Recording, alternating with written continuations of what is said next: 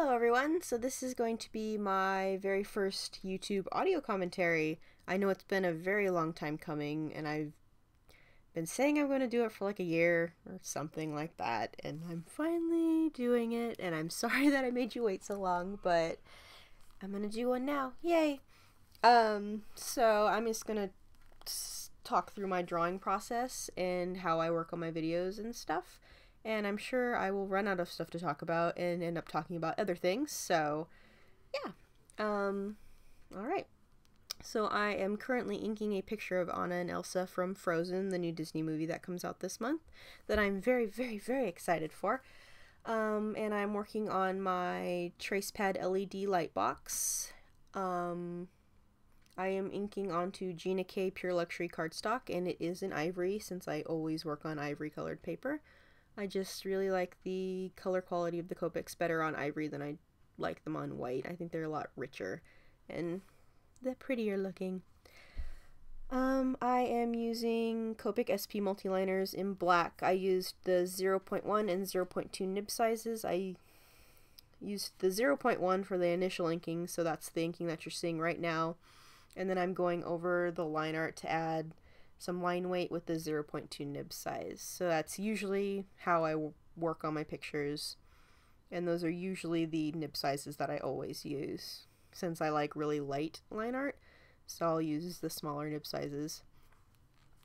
I always get asked how I ink my drawings. I usually will just add more line weight where the shadows would be, and then if I feel like it is necessary to put line art or like line weight somewhere else, I'll just add that on as well. So yeah, that's how I ink and do the thing. Yeah, I'm already having a hard time trying to find out what to talk about since I'm pretty awkward when I'm talking, which is why I don't do very many videos with me talking in them, but I'm trying to work on some more when I'm talking, so because a lot of people apparently want me to talk, so let's see, what can I talk about? Inking.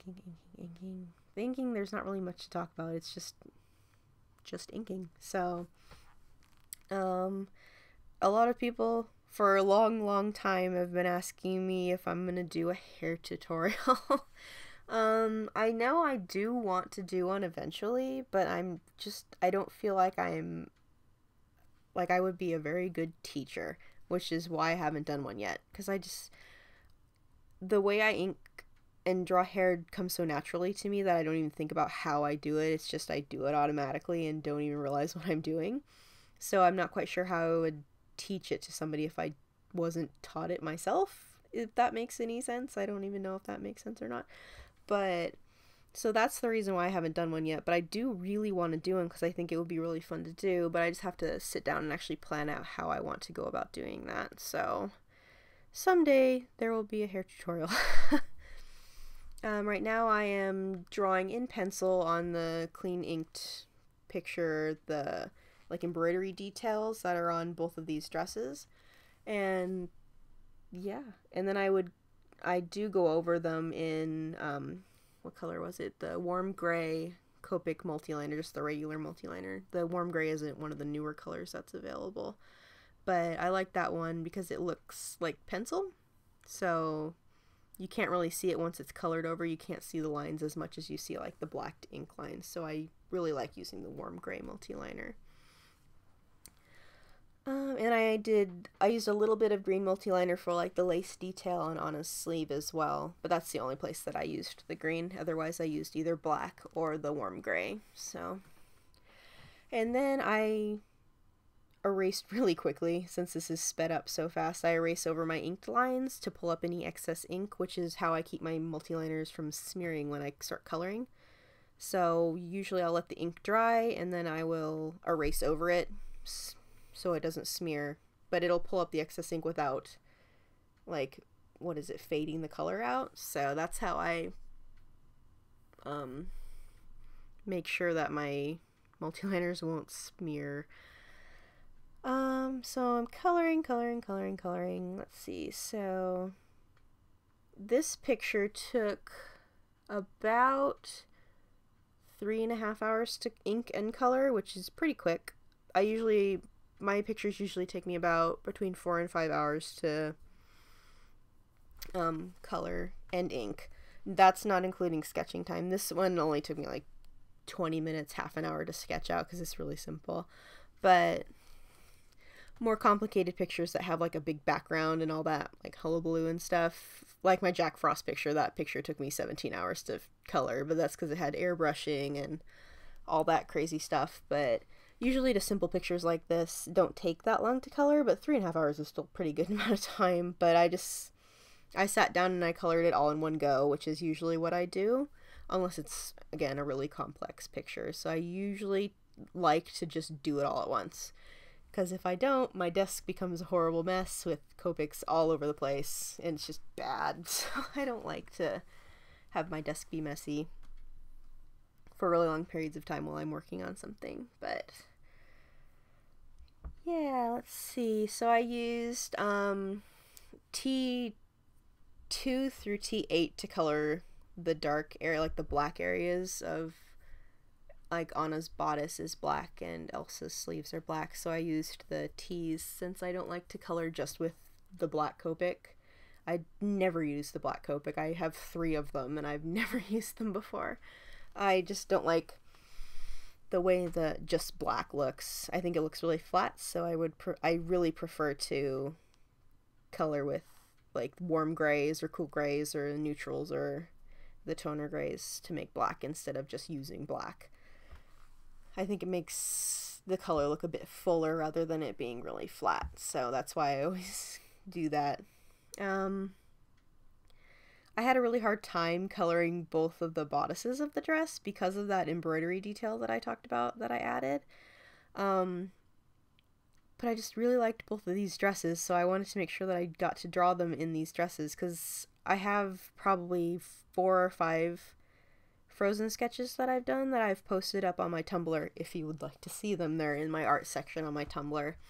But this is the one that had the most feedback, so I decided to go ahead and color this one first. I'm sure I'll probably do my other ones, because I have one of Elsa and one of Anna, then they're individual, like 2 separate pictures, and I really want to work on those too.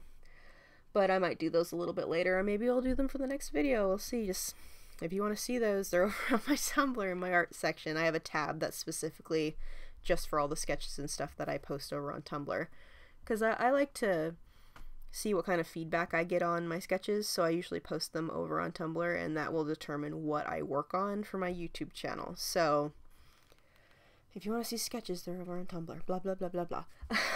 Let's see, what else can I talk about? I made this was like 2 days ago. I made a Facebook fan page for my YouTube channel. People have been asking me to do it for a long time, and I really didn't want to do it, but since the whole Google Plus thing took over the universe, I decided to go ahead and do that, so that, oh gosh, that's noisy. Eek. so that there's a different place to chit chat about the videos if you don't want to use the Google Plus, because I know that a lot of people haven't signed up for it. That's why nobody's commenting on videos anymore, because they don't want to sign up for Google Plus, and I didn't want to sign up for it either. I was pretty shocked when I came back from Disneyland, because that's when it happened. I was at Disneyland, and the entire week I was there, I was like, why haven't I been getting any comments on any of my YouTube videos? And I thought it was really unusual, but I don't check my channel when I'm on vacation, because I'm on vacation, because YouTube is kind of like a job, because it takes so much time to do stuff and like comment and reply to everything and stuff. So when I'm out on vacation, I don't ever check it at all. I'll just check my like emails. So, but I was like, why did I not get any notifications of any comments the entire time I was gone? And then I got home, and the first thing I did was check my YouTube channel. I'm like, what do you mean I have to sign up for Google Plus?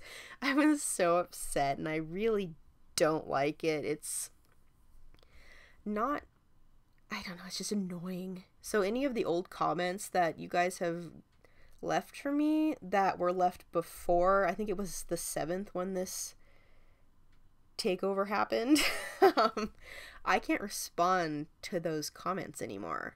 I'm hoping someday that they'll fix that so that you can go back and respond to old comments. So comments that were left the week before that, I can't respond to anymore. So if you want a response, I guess have to go back and re-comment, and then I can respond to you that way, but that's the only way I'm going to be able to do it, which is not really fair, but I'm hoping that someday they'll fix it, but I'm not holding out hope, as sad as that is. So, but anyway, I've got a little bit off topic, but so I have the Facebook fan page, and I will leave a link to it in the video description.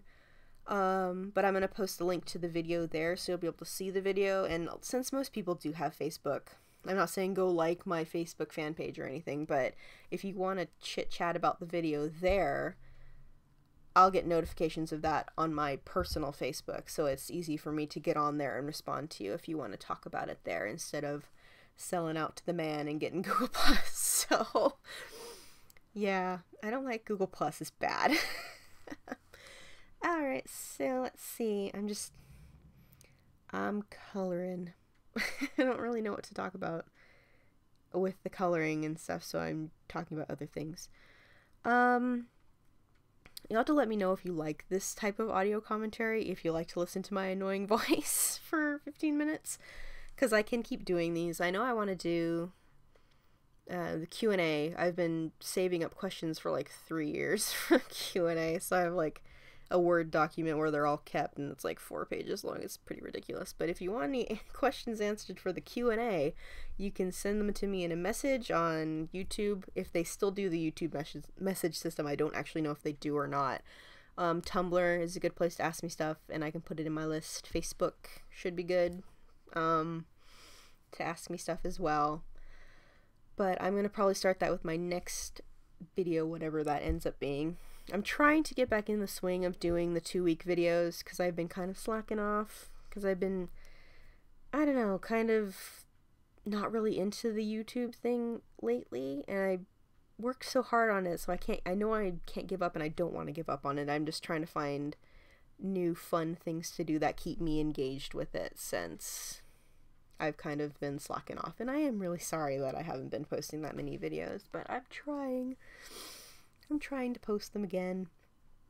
But yeah, so if you have any Q&A questions, you can leave them in the comments here or in the other million places that I said. So I'm just finishing up Anna's dress. This dress was so hard to color because it had so much like little details on it, and I don't particularly like how I like how Elsa's dress came out. I don't like how Anna's dress came out, but there was not really any way for me to fix it since it had so much little detail. Like I had to color around all of that little, I guess, pattern or whatever that is, and I just felt like it didn't get as much depth as I would have liked.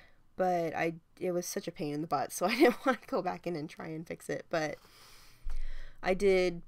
I always do with all my videos. When I scan them, I will go into Photoshop and I'll adjust the levels and all that kind of stuff, because for whatever reason, Copics look like crap when they get scanned. That's just the fact of life. Nobody that I know who uses Copics can scan them and they look beautiful, so you always have to go in and adjust them. So that's what I will always do. Like once I finish, I immediately will scan it and go in and start editing the video and stuff. So it looked a bit better once I did that, but I'm not satisfied with the way Anna's dress in particular came out. I just couldn't get the contrast, especially on the bodice, that I wanted because of that embroidery detail that was on the front. And I thought about doing like a big fancy background, but I decided that ain't nobody got time for that. So I just added like a blue tone. I believe I used BV60 as just like a tone in the background, and then I used B91 around the corners and anywhere where there were edges to sort of make it look like they were in an environment without actually having to draw an environment, since I didn't want to take the time to do that. So yeah, I guess that is about everything, and I'm just going in and trying to fix that stupid bodice. But there's no hope. I eventually just stopped trying because it was not turning out that great. But yeah, so just adding some little bit of details in my signature, and that is the final version. So I will be back next video with more horrible commentary. So thank you guys for watching.